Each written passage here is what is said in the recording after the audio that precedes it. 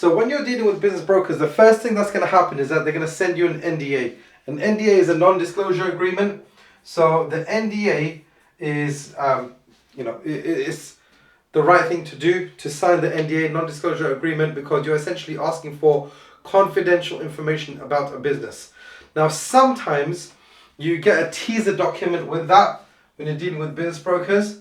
So a teaser document does not give you any specific information regarding the business that is for sale, with the exception of it's in this industry, it has this many employees, and this is the revenue and profit it makes. Maybe some other financial information, but generally speaking, it's just to see.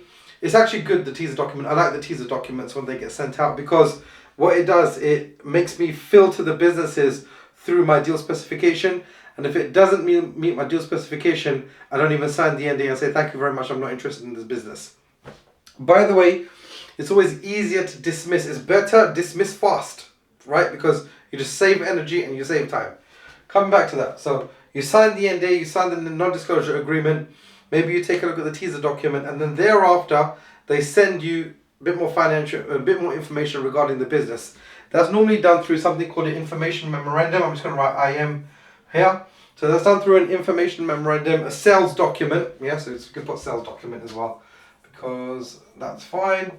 So it's a sales doc which is sent over, and it gives you information with regards to the name of the business, the little bit more detailed information regarding the finances, the management team, the shareholders, so on and so on. So this is where you can go in and you can read the sales document and you can read the IM. Now, one thing, I never read their forecasts, right? And also everything that I'm reading in the sales document, absolutely everything, I'm reading with a pinch of salt, because I don't believe 100% what is written in those IMs and those sales documents until I verify it myself, okay? So when you're searching for businesses and you're getting these IMs through and you're getting these sales documents through, number one, be skeptical. And number two, always ask for the accounts at the same time. So as soon as I send it through, normally what I do, sometimes I forget, but when I send the NDA back, I say, thank you very much, please send me the IM, the sales document, and also send me 3 to 5 years worth of accounts. So send me 3 to 5 years worth of accounts. Okay, and this is statutory accounts, full accounts. So what that does, it allows me to verify the information which is presented in the sales document and the IM. And what you find is that 9 times out of 10, the financial information that they've put in the sales document, in the information memorandum, is different to what is in their full accounts. So now, like, okay, that's fine, I have to do a bit more investigation. And obviously, when you've looked at as many deals that I have, you can sort of figure a lot out from the accounts itself. So this is actually something from Warren Buffett. Warren Buffett says that something to the effect of your due diligence is reading the accounts. Okay, now the businesses that he's looking at, they have accounts and they normally have strategic notes which are attached to those accounts, and that's fine. But I can actually, and because Warren Buffett said that, I started looking more at accounts. Now I can find out a lot of information from just the statutory accounts, and it shows me whether I'm interested or not. It shows me whether it meets my deal criteria or not. Because in the accounts it shows, and by the way, you want unabridged accounts, because what happens is that sometimes they send you the abridged accounts.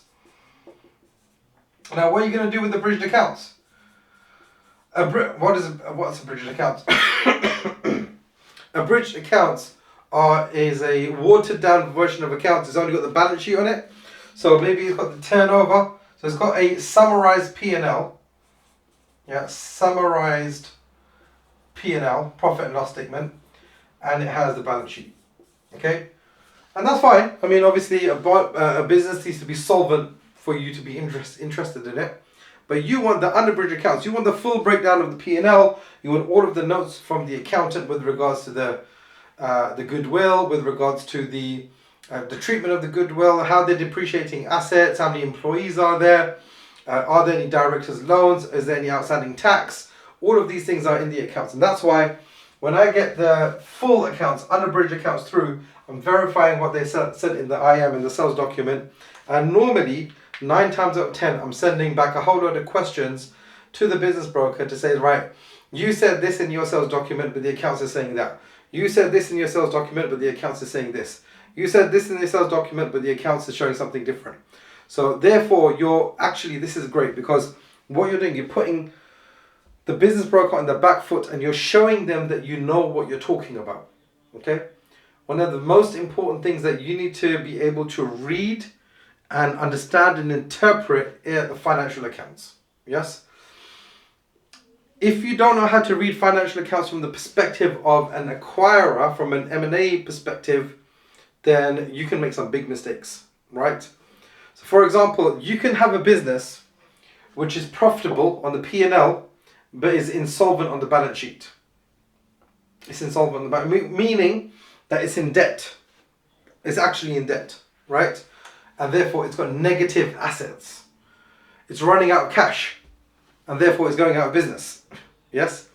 Now there may be some way in which they're running their business through the overdraft, and they're getting cash and extracting it, and they're using the overdraft.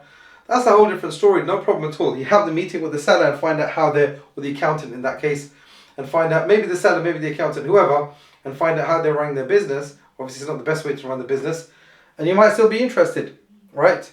But at least you know that you need to send those questions back to the business broker. So it shows them that you're a competent acquirer, and it also shows them that you're serious, and also it puts them on the back foot with these questions.